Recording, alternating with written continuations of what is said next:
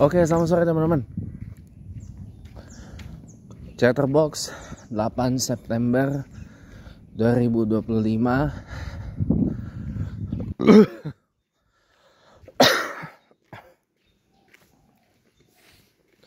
Tiga hari menjelang peringatan 24 tahun tragedi World Trade Center atau biasa disebut 9/11 ya.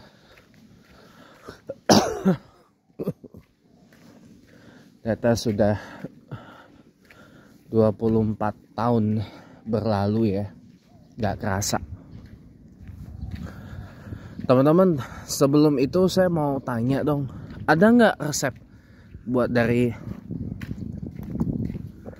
teman-teman tuh agar kita tuh nggak mudah disekap sama HP gitu. Soalnya kadang kita kalau udah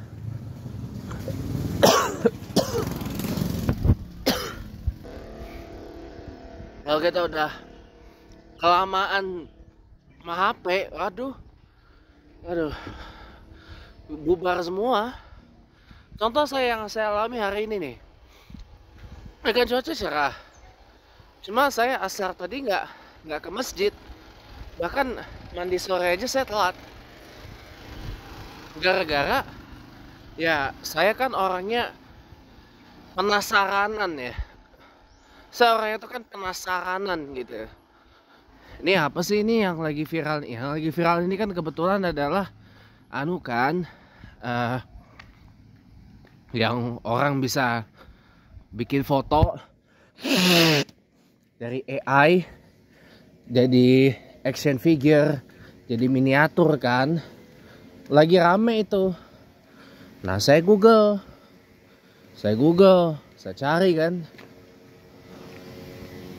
Ternyata itu kerjaannya si Gemini, produknya Google. Ternyata kerjaannya si Gemini, produknya Google, yang baru ngeluncurin image generator, pokoknya pembuat gambar lah bahasa Indonesia ya. Tapi dia menggunakan nama Nano Banana. Nah, saya coba kan, saya iseng-iseng kan, buat gambar kayak gitu. Itu tadi nyita waktu banget, jujur, nyita waktu banget asli. Dan itu yang bikin saya tuh kesekap ya. Jadinya mandi sore telat, nggak ke masjid. Nah, teman-teman, ada nggak sih resep biar nggak kayak gitu loh? Jadi apa yang lagi saya tuh sebenarnya kalau menyikapi hal-hal yang lagi rame, lagi viral gini, sebenarnya tuh saya tuh kalau bukan sesuatu yang really that big, itu sebenarnya biasa aja gitu loh. Cuma karena ini sesuatu yang kayak kok bisa begitu ya gitu. Nah itu saya tuh orangnya tuh penasaranan gitu loh.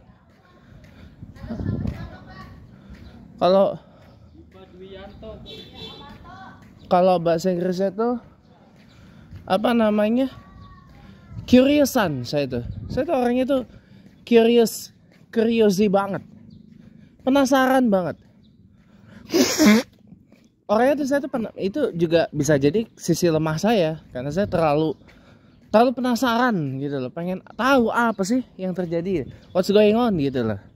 Itu pengen tahu, walaupun saya tahu nggak semua harus saya tahu, ya kan. Termasuk kemarin itu saya stok handphone mama saya tuh, saya buka tuh percakapan dengan ART saya, dan voila, ternyata dia out, dia pamit ya, karena ART kami itu ada tawaran kerja di Hong Kong. Nah, dia pergilah ke Bekasi ke sekolah kursus itu selama 2 minggu, terutama kursus bahasa kan, bahasa Inggris sama bahasa Kanton. Bahasa orang Hong Kong itu kan bahasa Kanton, bukan bahasa Mandarin, beda.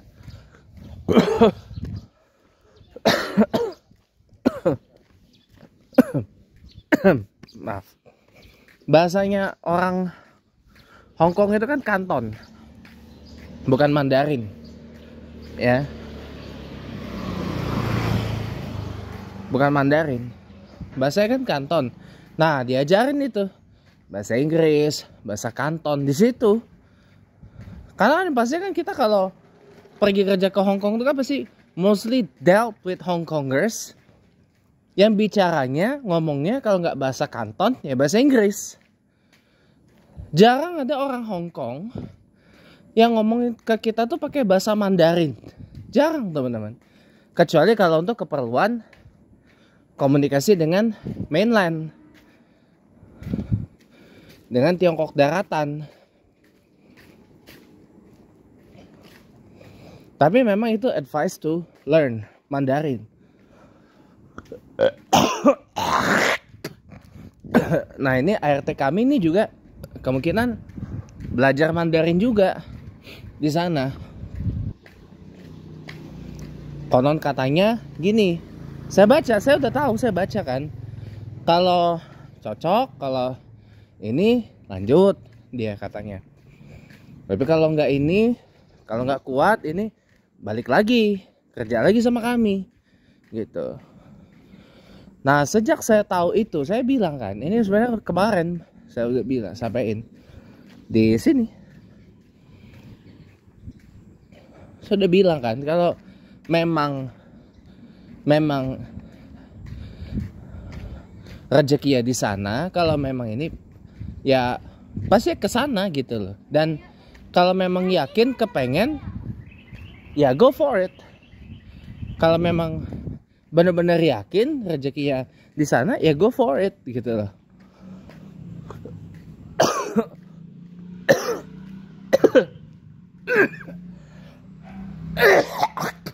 Tapi kalau ternyata rezekinya nggak di sana, mau dikejar sampai ke Antartika, sampai ke Arktik sekalipun, nggak bakalan nyampe. Itu aja. Itu aja kalau saya bilang. Karena rezeki itu dijemput, bukan dinanti. Dijemput, teman-teman. Ya, saya bilang go for it kalau memang itu rezeki, yakin rezeki ada di sana. Tapi kalau ternyata rezeki ada di sini, ya sudah, mau bagaimana? Gitu. Ya, tapi saya doakan yang terbaik lah. Begitu saya tahu itu. Nah, itu juga terjadi ketika saya sibuk dengan Google Gemini tadi. Saya penasaran, ini gimana sih cara kerjanya nih? Nano banana itu tuh. Penasaran saya. Itu yang bikin kesita waktu saya tadi. Gitu. Dan semalam juga tidur saya kurang. Untung masih kebangun buat sholat gerhana. Ya karena itu, karena penasarannya itu. Untung masih kebangun buat sholat gerhana gitu loh. Buat sholat gerhana tuh alhamdulillahirrabbilalamin masih kebangun gitu. Nah, kalau teman-teman ada cara, tips, saran, masukan buat saya gitu ya. Dan buat teman-teman yang ibaratnya tuh kayak gampang banget kesekap sama HP gitu, sehingga membuat HP ini jadi menyandera kita dari aktivitas yang lain gitu. Coba tolong beritahu saya ya. Kita sharing-sharing aja. Kita diskusi-diskusi santai aja. Kita ngobrol-ngobrol santai aja di komunitas YouTube saya aja. Ya. Di komunitas YouTube saya aja. Kita ngobrol di situ, kita diskusi di situ. Gimana caranya agar kita nggak tersekap dan nggak tersandra oleh HP gitu loh. Sehingga kadang-kadang membuat kita ini jadi disekap dari aktivitas yang lain gitu loh. Bangun tidur HP, mau tidur HP, berangkat sekolah HP, pulang sekolah HP, anak mewek HP, anak mau nidurin anak HP. Sekarang semua tuh serba HP. Serius loh. Dan saya mohon maaf ya, saya bukan cynical atau bagaimana ya. Ini maaf kata ya, saya minta maaf ya. Masalah game ini, Nano Banana ini memang harus diperhatikan secara serius gitu loh. Karena takutnya ini malah menimbulkan satu ketergantungan baru, satu adiksi baru. Sekarang lihat, orang sudah menyalahgunakan AI untuk menyebarluaskan berita dan pernyataan palsu. Kemarin itu momennya. Pada saat demonstrasi kemarin diputar di YouTube. Sangkanya, oh ini beneran ini demo, tapi taunya apa? AI. Atau orang ini ngomong apa? Suaranya itu persis sama dengan orangnya, tapi taunya apa? AI, cok. Itu aja, saya ketemu di iklan-iklan di YouTube, iklan-iklan apa, produk-produk tertentu itu. Raffi Ahmad ngomongnya apa? Dibikin tuh suara AI seakan sama seperti apa? Mamang Haji Raffi. Taunya ya itu AI. Karena udah ketahuan gak sesuai dengan omongannya Raffi dengan apa yang ada di iklan itu. Walaupun suaranya dibikin mirip sama suaranya si Raffi Ahmad. Itu juga yang dialami sama Deddy Sitorus. Dipotong dan di AI kan seakan-akan. Dan itu juga yang dialami Sri Mulyani. Jadi deepfake ini kan penyalahgunaan yang begitu luar biasa loh. Dan bukan gak mungkin Anda para pemirsa bisa jadi korban. Termasuk saya juga bisa berpotensi jadi korban. Makanya teman-teman, saya perlu ingatkan hati-hati. Jangan kita menyalahgunakan sesuatu yang justru nanti malah menimbulkan keburukan dan mudarat buat kita sendiri. Itu nanti hanya akan menambah celaka di kemudian hari. Saya beri amaran itu. Ya, saya berikan Anda warning seperti itu. Kenapa? Karena kalau nggak di warning seperti itu, ya kita menjadi orang-orang yang sakarepe dewe. Kita bakal menjadi orang yang seenaknya sendiri. Gitu loh. Makanya teman-teman ya, saya cuma mau mengingatkan ya, jangan pernah salah menggunakan apapun. Nanti bisa timbul sesuatu yang buruk. Termasuk AI ini harus hati-hati. Dan teman-teman itu tidak boleh terlalu bergantung dengan AI, dengan internet, dengan HP, dengan PC, apapun itu. Dengan teknologi informatika, high-tech masa sekarang. Gak boleh teman-teman itu terlalu bergantung sama itu. Gak boleh. Gak boleh. Kenapa? Karena satu, kalau kita tergantung sama itu, bisa bisa apa? Bisa mempercepat rusaknya otak.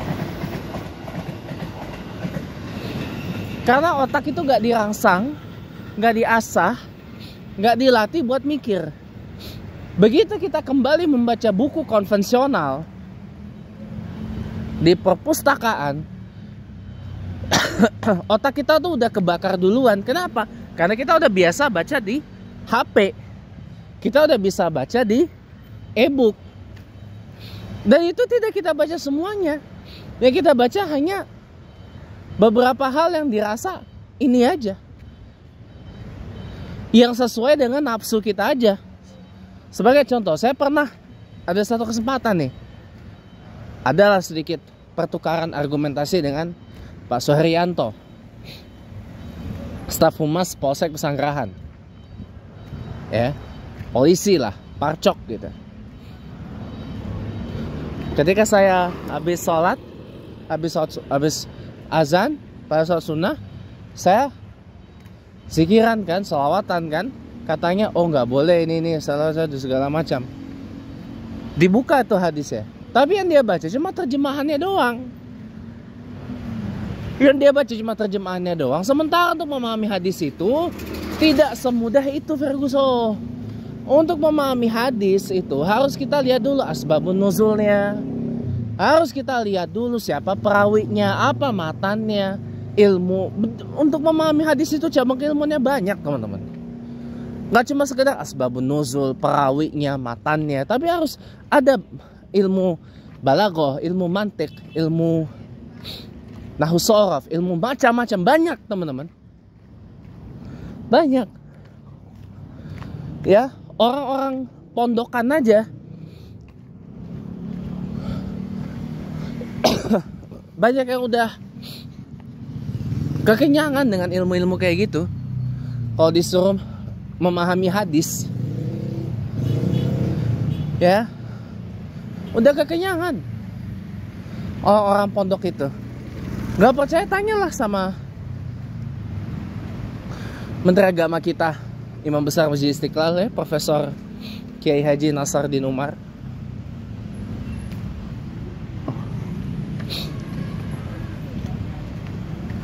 Beliau berapa tahun di pesantren, ya, udah berapa banyak tuh ilmu-ilmu tentang Al-Quran dan hadis yang beliau sudah lahap.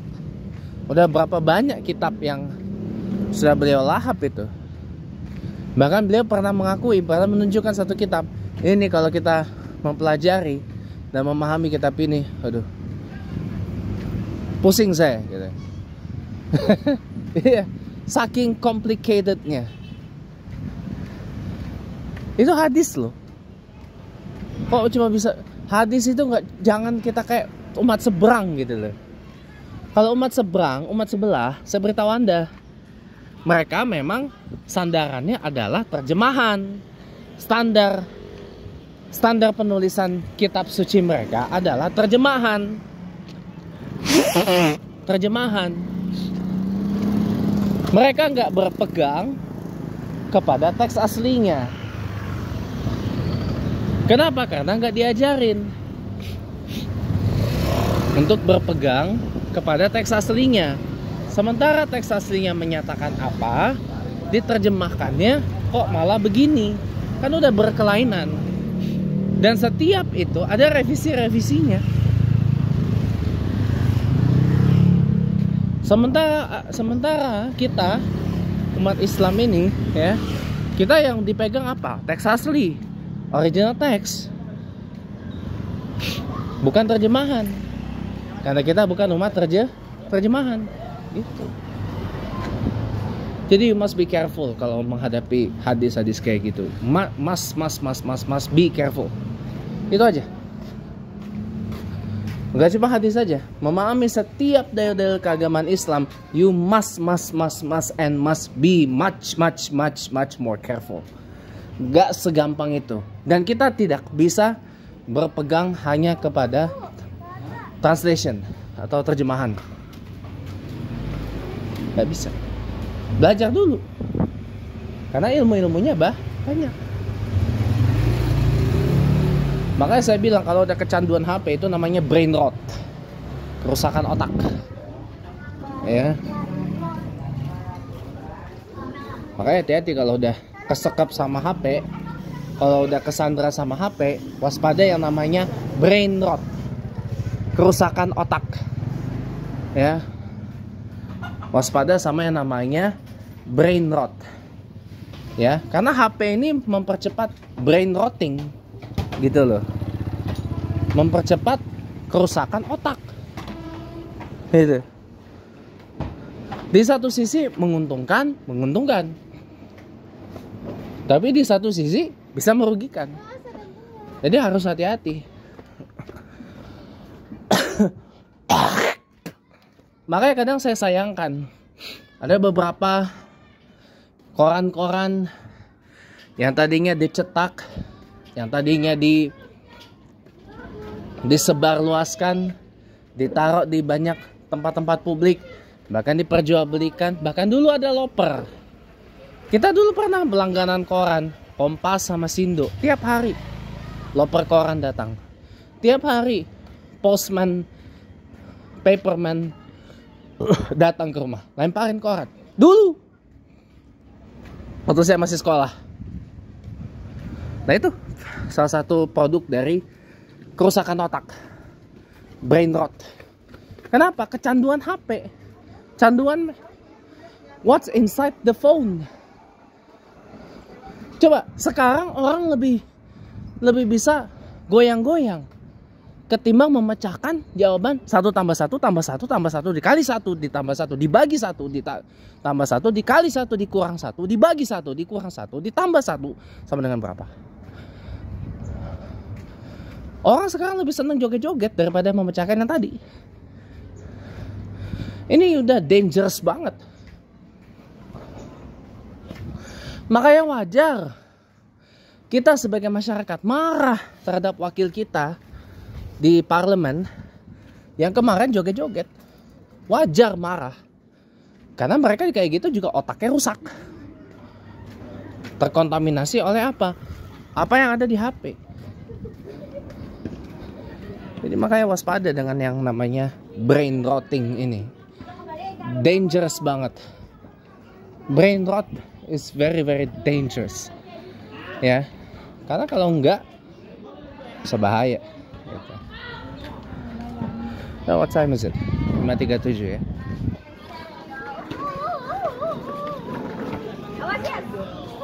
Begitu.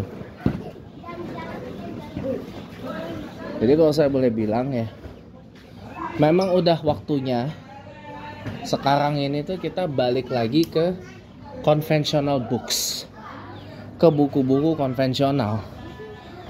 Karena saya khawatir gini, anak-anak zaman sekarang lebih bisa cuma sekedar tekan, scroll ketimbang nulis. Ya. Dari soal kenapa saya sebenarnya masih suka kalau mempresentasikan atau membagikan sesuatu, saya lebih suka menggunakan papan tulis ketimbang menggunakan slide. Ya. Karena memang kita harus latih tulis menulis itu. Karena kalau enggak, otak kita lambat di asahnya, bisa severe nanti akibatnya. Bisa severe. Coba di zaman sekarang, maaf ya, saya nggak usah jauh-jauh. Di keluarga saya aja deh. Adik saya umur 5-6 bulan udah berdiri. Umur 5 bulan udah berdiri. Umur 6 bulan udah berdiri, udah jalan malah.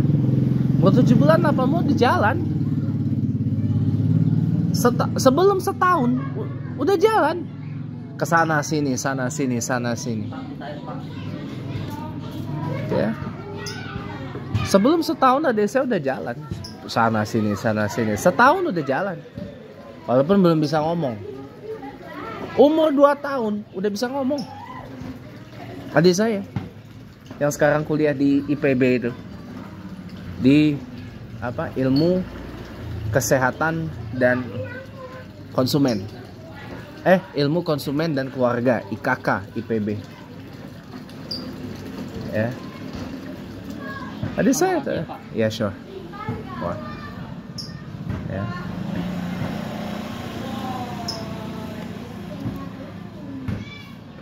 Orang nggak tahu aja.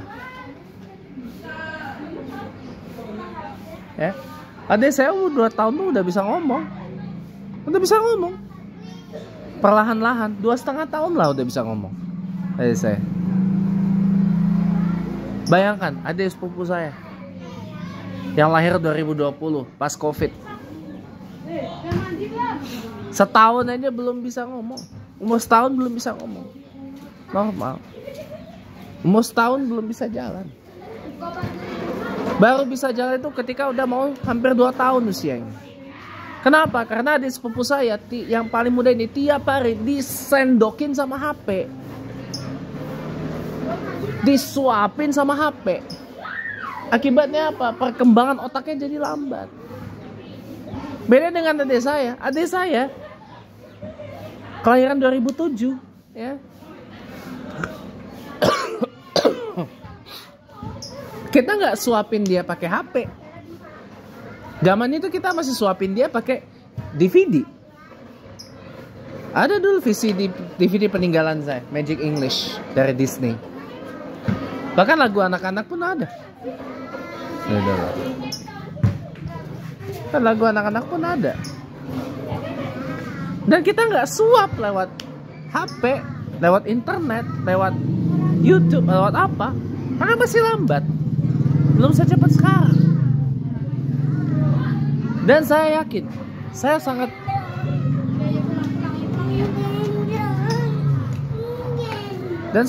yakin sampai kelahiran 2008, ya,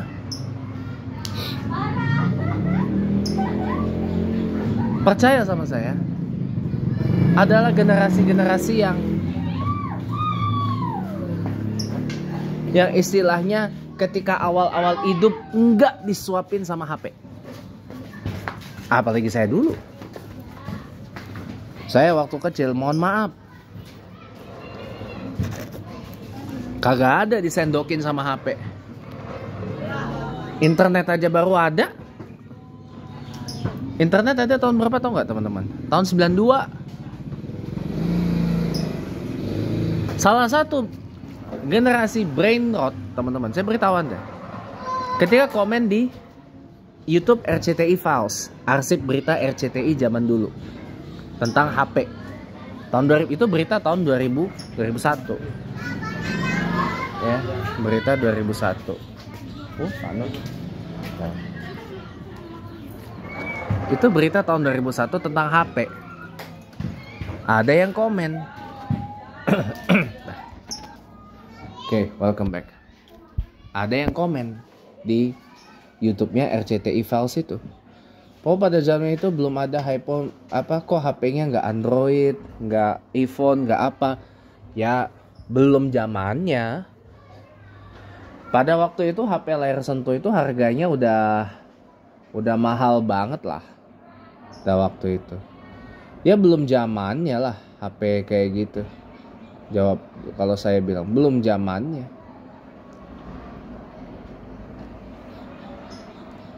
Belum zamannya HP kayak gitu. Masa jawab kok kenapa? Ya ini bukti. Ya, brain rot itu berbahaya sekali.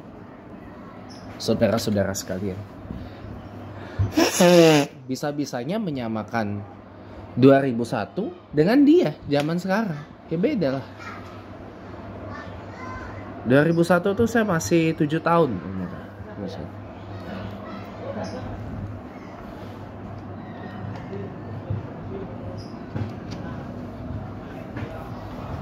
Jadi gitu.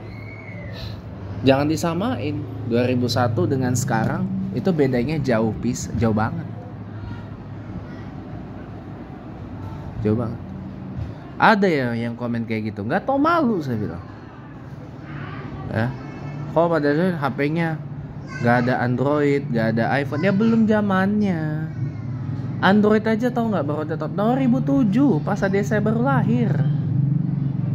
iPhone keluar 2006.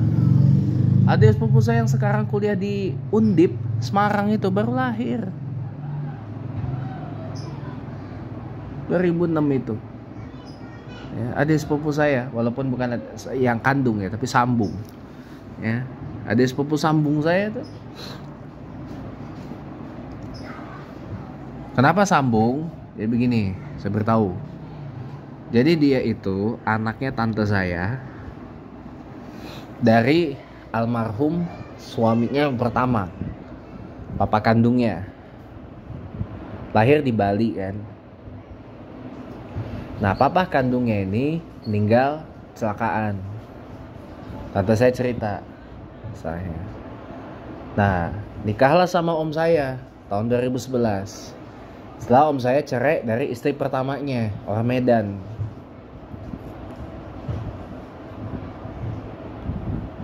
Ya, bekas pramugari itu. Kalau yang ini tadinya bekas admin rumah sakit. Tanggal lahirnya sama kayak saya, 12 April. Coba beda 11 tahun bedanya. Beda 11 tahun usianya sama saya. Jadi ya seperti itu. Nah, singkat cerita, ini kan bawaan. Adik sepupu saya yang anaknya tante saya ini bawaan. Nah, om saya ini itu papa sambungnya atau papa tirinya. Ya gitulah kenapa saya sebut adik sepupu sambung saya. Yang sekarang kuliah di Undip Semarang, jurusan perencanaan tata kota. Betul. Itu jurusan yang sama sekali nggak diminatin se-Undip. Kayak saya waktu ngobrol sama Pak Nur Rahim langsung musola ini, kalau mau keterima kuliah cari jurusan yang nggak banyak diminatin orang.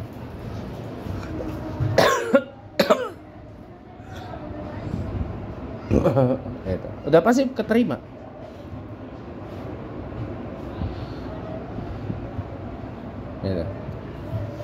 Adik saya masuk ke IKK IPB, Ilmu Keluarga dan Konsumen IPB Bogor. Itu jarang ada peminatnya, teman-teman. Jarang ada peminatnya. Orang rata-rata masuk ke IPB pasti nomor satu apa? Pertanian.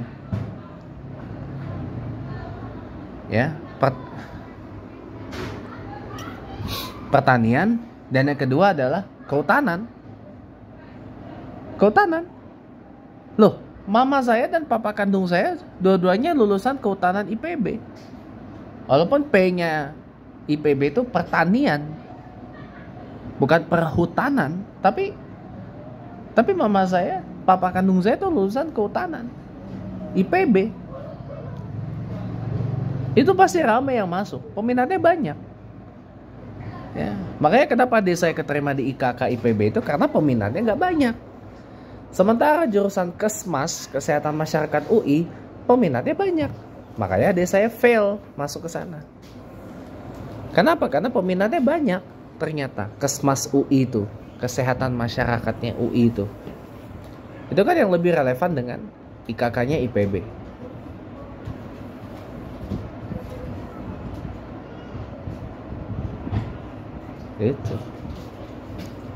Itu yang lebih relevan dengan IKK-nya IPB. Dan saya baru tahu juga Kesmasnya UI peminatnya banyak. Biasanya orang masuk ke UI itu kalau nggak hukum, FISIP, FISIPOL, kalau nggak itu FEB, FE Fakultas Ekonomi, FEUI. Oh itu gengsinya tinggi banget itu. FEUI, FHUI, FISIP UI. Prestisnya lumayan. Prestisnya lumayan. Ya. Di bawah 3 ini yang paling prestis berikutnya adalah FIB, Fakultas Ilmu Budaya UI, alma maternya Rocky Gerung gitu. Orang banyak ke sana. Sayangannya banyak kalau kita masuk ke Fakultas Ilmu Budaya UI. Terutama mungkin sastra ya kalau UI itu. Di FIB-nya yang paling unggul tuh sastra. Baru kemudian filsafat, kebudayaan dan sebagainya. Jadi kalau kita masuk ke FIB UI saingannya banyak banget. Banyak. Apalagi fakultas psikologinya. Apalagi kalau ke fakultas psikologinya, aduh udah dah. Saingannya banyak, teman-teman. Loh, adik sepupu saya ini untung bisa masuk fakultas psikologi UI nggak pakai tes. Ya, nggak pakai tes, lewat jalur undangan, pakai NEM. Untung aja. Kalau nggak itu, sudah. Pakai jalur ini, jalur biasa. Saingannya banyak. Kenapa? Karena peminatnya banyak. Seperti itu. Ya. Jadi sekarang ini teman-teman, itu makanya kenapa ya saya bilang generasi sekarang ini rentan terhadap yang namanya brain rot. Coba sikit-sikit bikin video joget koyok monyet. Aduh, ini mah udah ketahuan bibit-bibit kagak pengen ininya, kagak pengen bisa jaya gitu. Cuma sekedar ya generasi yang kalau boleh saya bilang cuma mengincar kesenangan sesaat, tapi sengsaranya bisa lebih lama. Ya, itu aja. Terima kasih. Sampai ketemu lagi.